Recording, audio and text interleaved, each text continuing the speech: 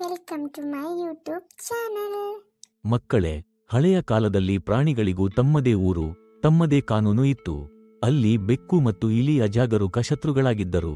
ಬೆಕ್ಕಿಗೆ ಸದಾ ಹಸಿವು, ಇಲಿಗೆ ಸದಾ ಭಯ. ಆದರೆ ಬುದ್ಧಿವಂತನು ಎಷ್ಟು ಚಿಕ್ಕವನಾದರೂ ಬಲಿಷ್ಠ ಶತ್ರುವನ್ನು ಹೇಗೆ ಸೋಲಿಸಬಹುದು ಎಂಬುದಕ್ಕೆ ಈ ಕಥೆ ಉದಾಹರಣೆ. ಒಂದು ಹಳ್ಳಿಯಲ್ಲಿ ಅನೇಕರ ಇಲಿಗಳು ವಾಸಿಸುತ್ತಿದ್ದವು. ಅವು ದಿನದಂದು ಅಕ್ಕಿ, ಗೋಧಿ, ಕಡಲೆ ತಿನ್ನುತ್ತಾ ಸಂತೋಷದಿಂದ ಬದುಕುತ್ತಿದ್ದವು. ಆದರೆ ರಾತ್ರಿ ಬಂದರೆ ಬೆಕ್ಕಿನ ಕಣ್ಣುಗಳು ಕತ್ತಲಲ್ಲಿ ಹೊಳೆಯುತ್ತಿರುತ್ತವೆ. ಯಾರು ಸ್ವಲ್ಪ ಅಜಾಗರೂಕತೆ ಮಾಡಿದರೂ ಬೆಕ್ಕಿನ ಹೊಟ್ಟೆಗೆ ಸಿಲುಕುತ್ತಿದ್ದರು.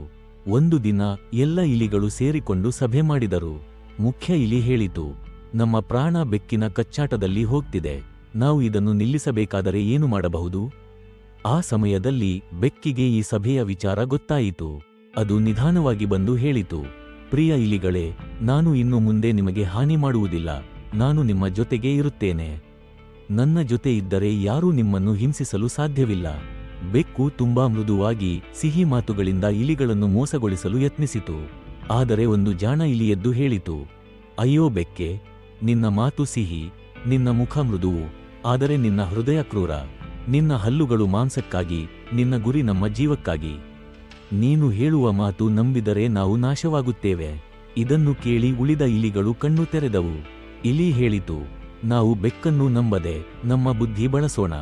ಬೆಕ್ಕು ಬಂದಾಗಲೆಲ್ಲ ನಾವು ಬೆಲ್ ಕಟ್ಟಿ ಅವನ ಕತ್ತಿನ ಮೇಲೆ ಹಾಕಿದರೆ ಅವನು ಎಲ್ಲಿ ಬಂದರೂ ನಮಗೆ ಗೊತ್ತಾಗುತ್ತದೆ. ಹೀಗಾದರೆ ನಾವು ಓಡಬಹುದು, ರಕ್ಷಿಸಿಕೊಳ್ಳಬಹುದು. ಎಲ್ಲ ಇಲಿಗಳು ಒಪ್ಪಿಕೊಂಡವು. ಬೆಕ್ಕು ಮತ್ತೆ ಬಂದಿತು. ಅದು ಕೂಗಿತು, ಇಲಿಗಳೇ, ನನ್ನನ್ನು ಹೀಗೆ ತಳ್ಳಿದ್ರೆ ನಿಮ್ಮ ಬದುಕು ಕಷ್ಟ. ನನ್ನ ಜೊತೆ ಸೇರಿದ್ದರೆ ನಿಮಗೆ ರಕ್ಷಣೆ. ಆದರೆ ಇಲಿಗಳು ಬೆಲ್ನ ಸಹಾಯದಿಂದ ಸದಾ ಎಚ್ಚರಿಕೆಯಿಂದ ಬದುಕಿದವು. ಬೆಕ್ಕಿನ ಪ್ರತಿಯೊಂದು ಹೆಜ್ಜೆಯೂ ಅವರಿಗೆ ಕೇಳಿಸುತ್ತಿತ್ತು.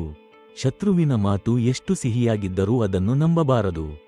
ಬುದ್ಧಿ, ಏಕತೆ ಮತ್ತು ಎಚ್ಚರಿಕೆ ಇದ್ದರೆ ಬಲಿಷ್ಠ ಶತ್ರುವನ್ನು ಸೋಲಿಸಬಹುದು.